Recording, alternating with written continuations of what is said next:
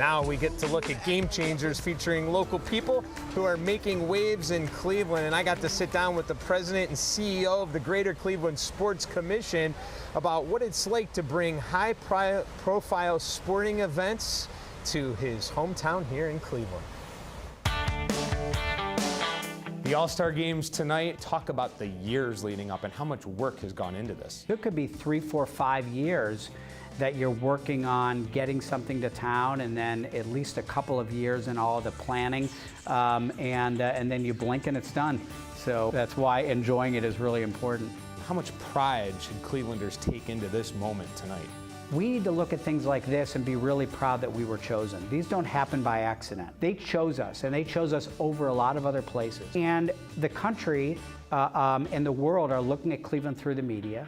Tens of thousands of people are here looking at Cleveland with fresh eyes. And these are the kinds of events that really spotlight that and that we should be very proud of. Two Clevelanders sitting here right now, and I'm going to be honest with you, I'm in shock that in this span of years we're going to have the All-Star Game, the NBA All-Star Game, the draft, Women's Final Four.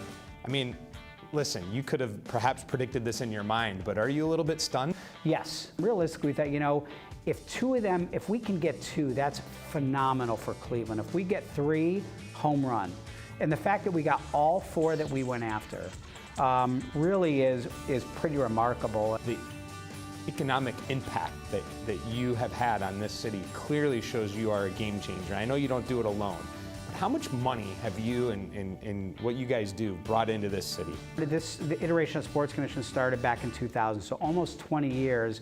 We're just about at 200 events. The economic impact of those nearly 200 events is now well over $800 million. It creates a lot of jobs, a lot of taxes, a lot of great publicity for Cleveland. There's so many people that could sit there and say, I want to change the image of Cleveland.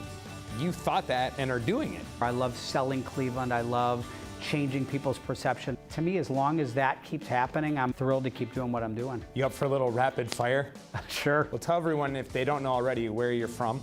I grew up in South Euclid, went to Cleveland Heights schools, Ohio State undergrad, Cleveland State grad. So in the Final Four, it's Cleveland State versus Ohio State. Who are you rooting for? Based on Cleveland pride, if Cleveland State made it that far, I'd be rooting for the Vikings. But the good thing is it's a can't lose. Favorite hobby? Distance athletics. I've been a marathoner, an ultra marathoner. How many marathons?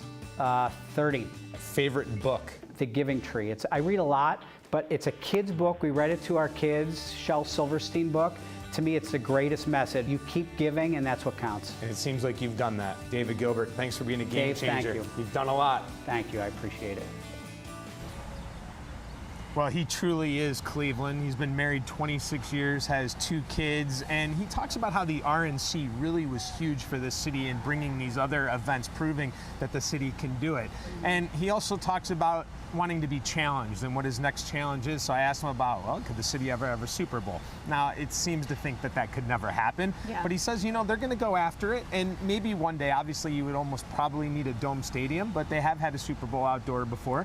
So if the draft is successful, you never know, and that's going to be the biggest event as far as size-wise as the NFL draft. Yeah, I love that his favorite book is The Giving Tree, and I mean, I know. How metaphoric. I mean, as you give more and more from the city, then you get people coming in and enjoying everything we have to offer. So true. Great point. So true.